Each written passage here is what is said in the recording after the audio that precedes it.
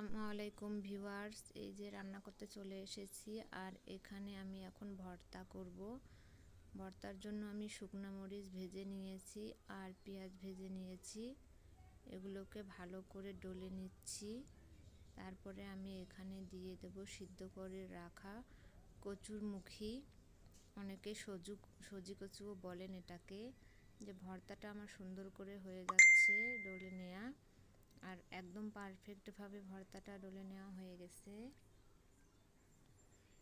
মেখে নিচ্ছি হাত দিয়ে একটু, আর এটা আমি উঠিয়ে নিলাম। এখন খুব সুন্দর আর আঠালো হয়েছে। আর সজি কচুর ভর্তাটা খেতে আমার খুবই ভালো লাগে।